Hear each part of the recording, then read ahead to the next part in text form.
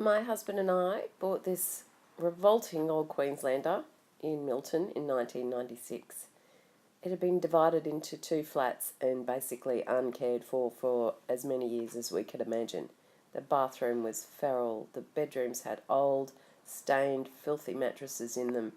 The floor and carpeting was covered in animal feces and cockroaches and debris. The kitchen was just disgusting. There were maggots on the floor. They had rubbish in the backyard that was all over the place. Under the house, there was a room that was used as some sort of drug den. There were needles and all sorts of evidence of drugs. So we began the clean-up, which took us quite some time over the Christmas holidays, but together we worked really hard. We ripped out walls, fibro, old flooring. We took down the cupboards in the kitchen, found some absolutely disgusting animal behaviour behind the kitchen cupboards, and I spent most of the time doing it gagging. Even though I was a nurse, I couldn't handle a smell. After a while it started coming together and looking, like we'd done some pretty good work. I was filthy most of the time. Showers are always fun. Under the house had old laundry and all the original pieces still there. Once we finished de-renovating, we started painting. And we put white paint on the plain walls, and I started taking away the lead paint from inside the house. That was a disgusting job, and I hated every minute of it. So we spent a lot of time eating takeaways. We, really bonded during that time. It was a really big job.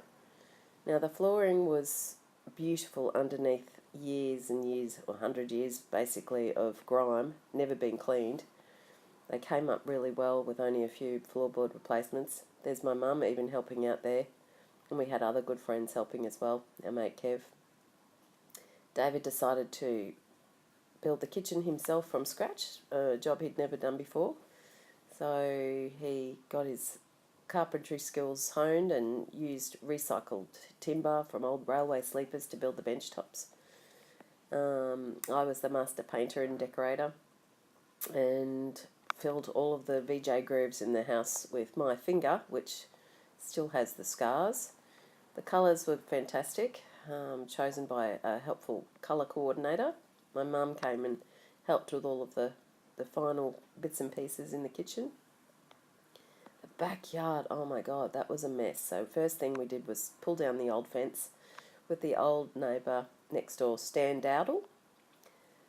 Then with the new fence up, we were able to feel a little bit more secure. I did some planting. David got an old tractor and brought it over to level out the backyard, provide a nice space to plant grass.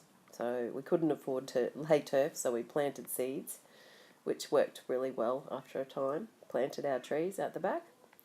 In the meantime, I'm still upstairs cleaning the walls and getting the bathrooms and laundry up and running.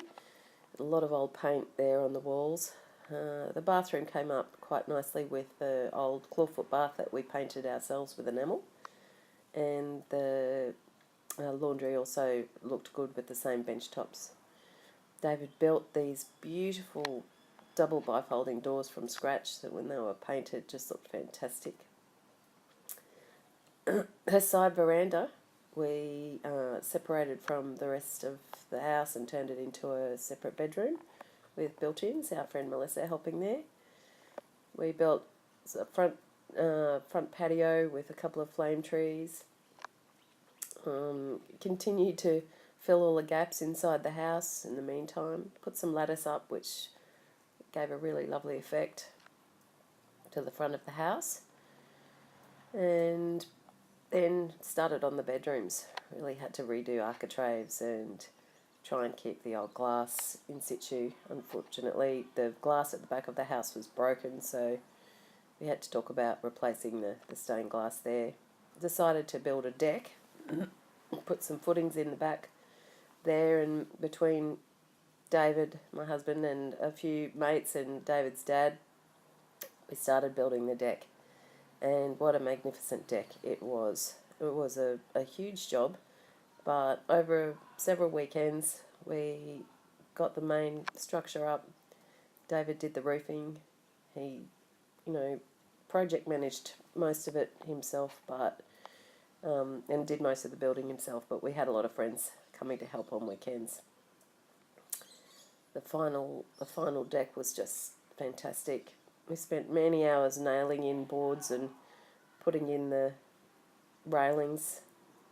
The windows came out because they were broken, and at the time we decided we couldn't afford to replace the glass. So we got a good deal on some old doors that we put in, sanding the front veranda there with some other friends, and the final picture came up beautifully. We were very happy with our first renovation.